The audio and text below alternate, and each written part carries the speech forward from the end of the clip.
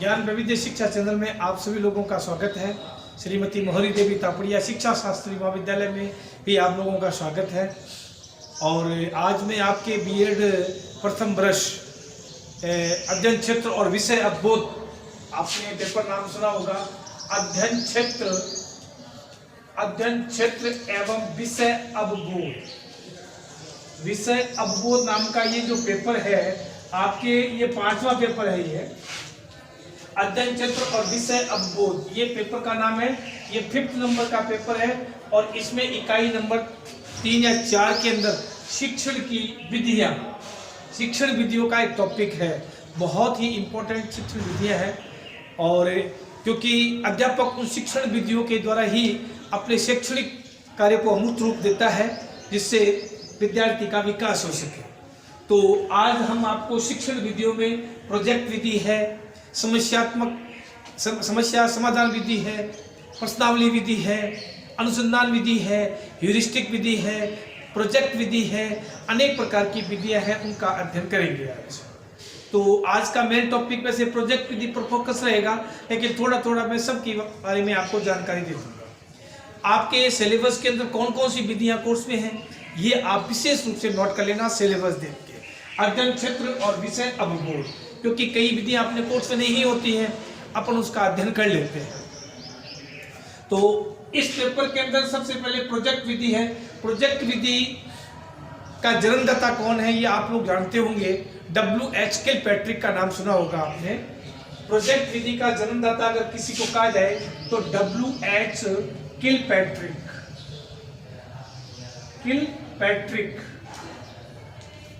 W.H. Kilpatrick का पूरा नाम विलियम हेनरी किलपैट्रिक है, ठीक है। और ये अमेरिका के वैज्ञानिक थे और इन्होंने प्रोजेक्ट विधि अपनाई थी। इनसे पहले इस योजना का लाने का श्रेय जॉन डीवी को जाता है। जॉन डीवी इनके ही गुरु थे और इसको अगर जन्मदाता प्रोजेक्ट विधि का कहा जाए तो W.H. किलपैट्रिक को जाता है, जिनका जन्म आपको 1871 के अंदर 20 नवंबर कह दो 20 नवंबर 1871 के अंदर हुआ था और इनकी मृत्यु 13 फरवरी 1965 को हुई थी। और ये एक अमेरिकन आपके वैज्ञानिक थे। तो आपके समझ में आ गया हुई से किलपैट्रिक ने एक प्लानिंग दी थी, उसे प्रोजेक्ट या प्रयोजना विधि भी कहा जाता है और इसको नई विधि के नाम से भी जाना जाता है। और इनका जन्म कब हुआ था, इनकी मृत्यु कब हुई थी, मैंने आपको दोनों तारीखें बता दी, ठीक है।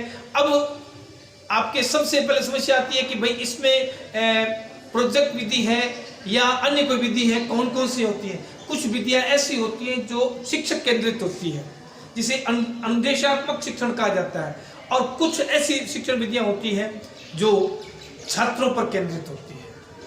छात्रों पर केंद्रित होने वाली विधियां कौन कौन सी हैं, अध्यापकों पर केंद्रित होने वाली कौन कौन सी विधियां हैं। तो सामान्य रूप में अपन जानते हैं अध्यापक संवाद करता है, परिचर्चा करता है, व्याख्यान देता है, प्रश्नोत्तरी करता है ना। आगमन विधि है, निगमन विधि है। अब मैंने आगमन विधि बताई, निगमन विधि बताई और प्रश्नोत्तर विधि बताई, व्याख्यान विधि बताई, संवाद विधि बताई। ये जितनी विधियां हैं जो शिक्षक काम में लेता है। अब कुछ ऐसी विधियां हैं जो छात्रों पर केंद्रित होती है। अब छात्रों पर केंद्रित होने वाली विधियां कौन कौन सी हैं, सबसे पहले मैं नाम लूंगा तो प्रोजेक्ट विधि का नाम लूंगा। तो प्रोजेक्ट विधि ही इसके लिए क्या की जाती है, काम में ली जाती है। इसके अलावा कौन कौन सी विधि और काम में ली जाती है, बोलिए। इसके अलावा कौन सी विधि काम में ली जाती है, समस्या समाधान विधि है, ह्यूरिस्टिक विधि है, खोज विधि है, अनुसंधान विधि है ना, और लेबोरेटरी विधि है। तो ये अनेक प्रकार की जो विधियां हैं जो मैंने नाम बताई हैं, ये छात्र अनुकूलन विधियां कहते हैं, छात्रों के अनुकूल विधियां हैं। और ये जो विधियां बताई थी वो शिक्षक केंद्रित है। तो एक शिक्षक केंद्रित हो गई, एक छात्र केंद्रित हो गई। कितने प्रकार की विधियां अपने काम में आ गई, 2 प्रकार की विधियां काम में। लेकिन मोस्टली अपन छात्रों के अनुकूल जो विधियां हैं वो काम में लेते हैं। तो छात्रों के अनुकूल विधियों में से सबसे पहले विधि कौन सी है, प्रोजेक्ट विधि है। बहुत इंपॉर्टेंट है, जिसे प्रयोजना विधि भी कहा जाता है।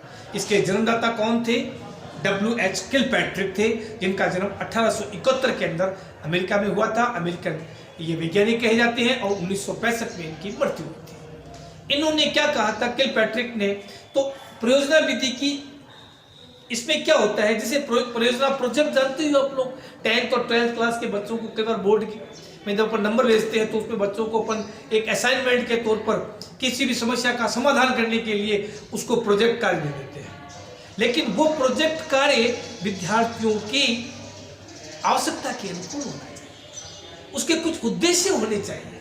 ऐसे नहीं हम लोग क्या करते हैं, होमवर्क के रूप में कोई टॉपिक दे देते हैं, बच्चा उस प्रोजेक्ट वर्क के रूप में कार्य करके हमको दे देता है। लेकिन वास्तव में वो प्रोजेक्ट वर्क विद्यार्थियों की आवश्यकताओं के अनुकूल होना चाहिए, उद्देश्यपूर्ण होना चाहिए और उस ऐसी समस्या हो जो बच्चा हल करने में सक्षम हो और बच्चे की योग्यता के अनुसार, उसकी उम्र के अनुसार, उसकी कक्षा के अनुसार उसको प्रोजेक्ट कार्य दिया जाना चाहिए।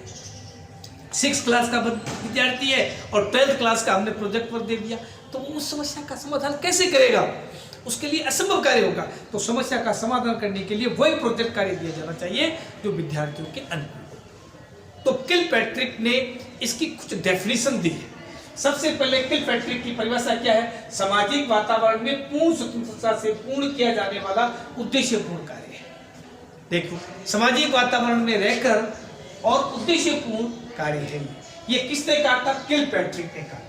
अगर कोई पूछे तो आपको इस परिभाषा से अपना क्वेश्चन थोड़ा क्या होता है, इंप्रेसिव हो जाता है। जो अपन डेफिनेशन दे देते हैं क्वेश्चन के अंदर, तो अपना क्वेश्चन इंप्रेसिव हो जाता है। तो W.H. किलपैट्रिक की परिभाषा सामाजिक वातावरण से पूर्ण स्वतंत्रता से पूर्ण किया जाने वाला उद्देश्यपूर्ण कार्य। नंबर 2, यह विधि समस्या मूलक कार्य है जिसका समाधान ये किसने दिया था, स्टीवेंसन ने दिया था। किसने दिया था, स्टीवेंसन ने। तो अब ये नाम याद कर लो, स्टीवेंसन। और ये दिया था आपका पार्कर ने, और ये दिया था वेलार्ड ने। अब मैंने ये 4 विचारकों के नाम क्यों लिखे, पार्कर का नाम क्यों लिया है, मैंने वेलार्ड का क्यों लिया है, मैंने स्टीवेंसन का क्यों लिया है, मैंने W.H. किलपैट्रिक का क्यों लिया है। इसमें भाषा इनकी एज इट लिखी जाती है, जिससे परिभाषा देकर अपन अपने क्वेश्चन को इंप्रेसिव और अट्रैक्टिव बना सकते हैं। और वास्तव में इसका अर्थ भी, इन विचारकों से इनका अर्थ भी सामने निकल कर आ जाता है। तो पार्कर ने क्या कहा, यह विधि समस्या मूलक कार्य है, इसका समाधान प्राकृतिक वातावरण में रहकर किया जाता है। समस्या मूलक है और प्राकृतिक वातावरण में रहकर इसका समाधान किया जाता है। यह किसने कहा, स्टीवेंसन ने कहा। तीसरा, अगर पार्कर देखा जाए, छात्रों को कार्य के लिए उत्तरदायी बनाया जाता है। इसमें छात्रों को उस कार्य के लिए जो प्रोजेक्ट वर्क दिया जाता है उसके लिए उत्तरदायी माना जाता है और उसको उत्तरदायी बनाया जाता है। ये किसने कहा, पार्कर ने कहा। तो पार्कर की डेफिनेशन होगी, स्टीवेंसन की होगी और किलपैट्रिक की होगी। अब वेलार्ड की और रहेगी। वेलार्ड ने क्या कहा है, ये वास्तविक जीवन को छोटा सा अंग है, ये वास्तविक जीवन का छोटा सा अंग है। विद्यालय में रहकर इसे संपादित किया जाता है। विद्यालय में रहकर ही इस कार्य को हम क्या कर सकते हैं, संपादित कर सकते हैं। तो ये 4 जो डेफिनेशन दी है मैंने, परिभाषाएं दी है, जिसके हम प्रोजेक्ट विधि के बारे में समझ सकते हैं। अब बच्चा उसमें प्रोजेक्ट का कार्य वो दिया जाता है, इसमें अध्यापक को कार्य देता है, अध्यापक के द्वारा ये प्रोजेक्ट कार्य दिया जाता है और बच्चा खुद लर्निंग बाय डूइंग, ये विधि किस पर आधारित है, लर्निंग बाय डूइंग। तो आपसे पूछे कि ये विधि किस पर आधारित है, तो ये आपका ध्यान में होना चाहिए, लर्निंग बाय डूइंग, इस पद्धति पर ये आधारित है। किस पर आधारित है, learning by doing, learning by doing. तो लर्निंग बाय डूइंग पर यह आधारित है, स्वयं करके सीखने की विधि पर आधारित है। इसमें अध्यापक ने कार्य दे दिया प्रोजेक्ट बनाने का और बच्चा सामाजिक वातावरण में रहकर उसको कार्य। अगर इस देखा जाए तो ये 2 प्रकार की होती है। एक तो स्वयं अकेला विद्यार्थी करता है। अगर कोई पूछे प्रोजेक्ट विधि के कितने प्रकार हैं, तो आप ये कह सकते हो 2 प्रकार की है। लेकिन इसको किलपैट्रिक ने इसको 4 प्रकार की बताई है। समस्यात्मक मूलक है ना, और भी है, इसके 4 प्रकार मैं बता दूंगा देख के आपको। लेकिन अपन मेन रूप से इसको कितने प्रकार ले, 2 प्रकार ले। कितने प्रकार ले, 2 प्रकार। एक व्यक्तिगत होती है, एक सामूहिक होती है। क्योंकि उस समस्या का समाधान करने के लिए व्यक्ति अकेला करता रहता है। लेकिन इसमें यह भी स्वतंत्रता होती है कि कोई जरूरी नहीं है बच्चा उस समस्या का हल करने के लिए अकेला ही करे, वो सामूहिक रूप से अपने छात्रों के ग्रुप से उसकी सहायता ले सकता है और उस समस्या का समाधान का प्रयास करता है।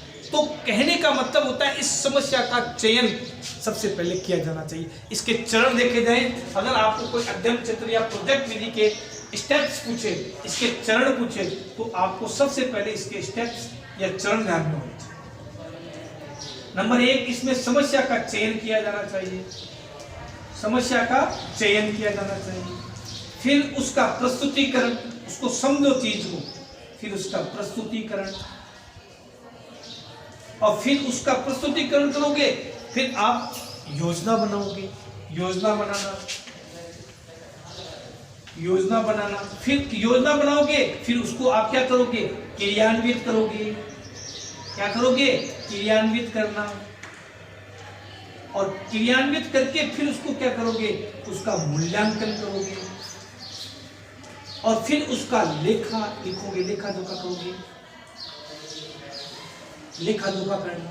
तो कहने का मतलब इसके कितने स्टेप्स हैं, 6 स्टेप। भाई हमने प्रोजेक्ट वर्क बच्चों को दिया, तो सबसे पहले समस्या का चयन करना चाहिए। ये अनुसंधान विधि में भी है और ये समस्या समाधान विधि में भी है। कोई आपसे पूछे कि समस्या समाधान में या अनुसंधान विधि में, हर आदमी पहले समस्या का चयन तो करो।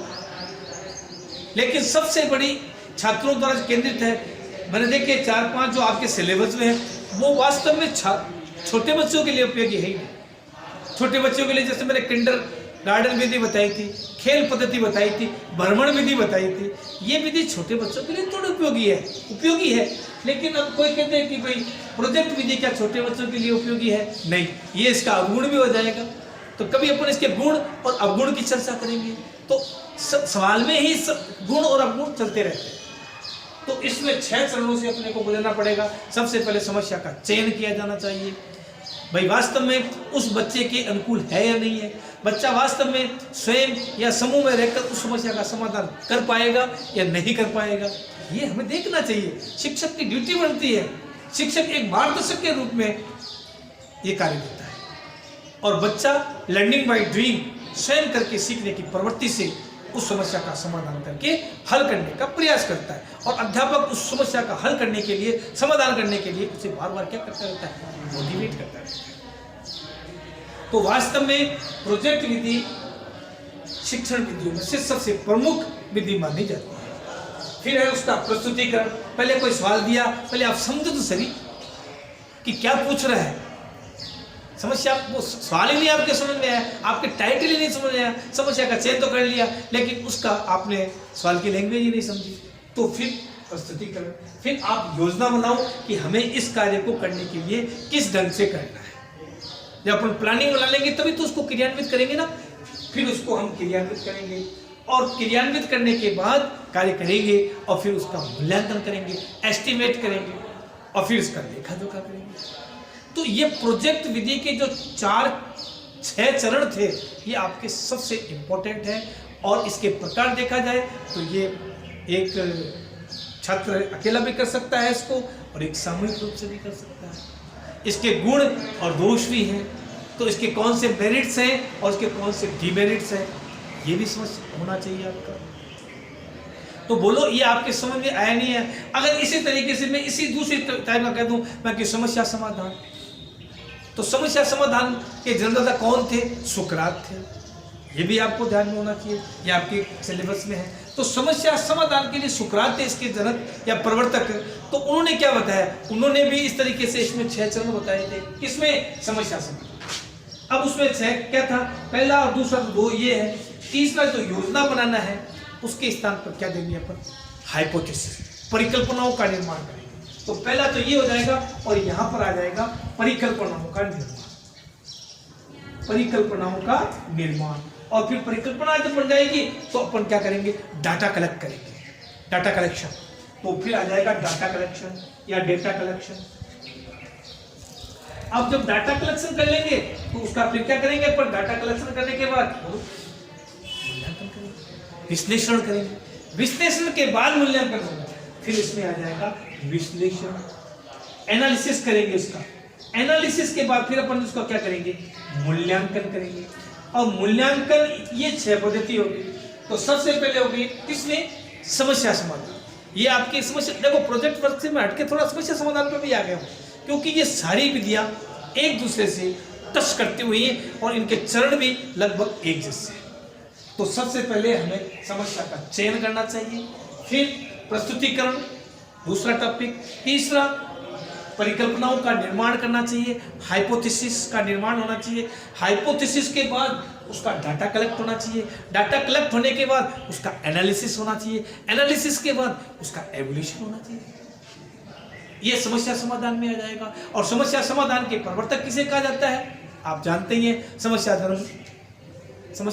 समाधान के जन्मदाता सुकरात को कहा जाता है। अब आपने नाम सुना होगा ह्यूरिस्टिक पद्धति, अनुसंधान पद्धति, खोज पद्धति।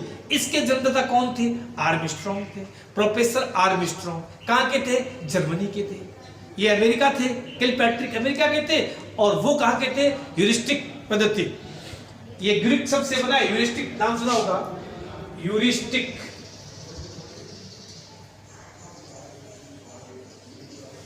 ह्यूरिस्टिक मेथड या विधि, मेथड कह दो, ह्यूरिस्टिक विधि या मेथड, ये इसके जनता किसको कहा जाता है, प्रोफेसर आर्मस्ट्रॉन्ग। ध्यान रखना, प्रोफेसर आर्मस्ट्रॉन्ग को कहा जाता है, ध्यान में रखो, प्रोफेसर आर्मस्ट्रॉन्ग। और ये जर्मनी के थे। अब ये विधि यूरिसियो शब्द है, स्वयं खोज करने की प्रवृत्ति, मैंने खोज की। एक यूनानी शब्द है यूरिसियो, यूरिसियो का मतलब होता है मैंने खोज की, उससे बना है। अब इसमें विद्यार्थी क्या करता है, वही ये सारी चीजों का जो स्टेप्स है, इन चरणों को पूरा करके और अनुसंधान की तरफ क्या हो जाता है, प्रेरित होता है। लेकिन इसकी इनके अवगुण क्या है, मैंने 3 विधि बताई, ह्यूरिस्टिक विधि, समस्या समाधान और प्रोजेक्ट। तीनों के अंदर छोटे बच्चों के लिए बिल्कुल उपयोगी नहीं है। अनुसंधान विधि महंगी है, रिसर्च विधि महंगी है ना। हायर एजुकेशन के लिए ये आवश्यक है। ह्यूरिस्टिक विधि अगर खोजबीन पद्धति की जाए, अनुसंधान विधि कहा जाए, तो ये हायर एजुकेशन के लिए आवश्यक होती है, ये छोटे बच्चों के लिए आवश्यक थोड़ी होती है। तो कहने का मतलब है उसके भी स्टेप्स हैं। अब आप कोई कहते हैं लेबोरेटरी विधि, है ना। तो लेबोरेटरी विधि में क्या होता है, बच्चे जब लेबोरेटरी में जाता है, प्रयोगशाला जिसको बोलते हैं, प्रयोगशाला विधि। तो प्रयोगशाला विधि में क्या होता है, प्रयोगशाला विधि में बच्चा लेबोरेटरी के अंदर जाता है और किसी भी समस्या का समाधान करने के लिए प्रयास करता है। और उसके अंदर भी बड़ी दिक्कत है, छात्र कम होंगे तो उन बच्चों को वहाँ पर इंस्ट्रूमेंट काम आ जाएंगे, टूल्स बच्चा प्रयोग करता है, उसके आधार पर ये फिजिक्स केमिस्ट्री वाली लेबोरेटरी के अंदर काम नहीं आ जाता है। लेकिन चलो ट्रियल्स गणित में भी हो जाता है। पाइथागोरस प्रमेय को हल करना है तो पाइथागोरस प्रमेय को अपन कागज और पेन से भी हल कर सकते हैं।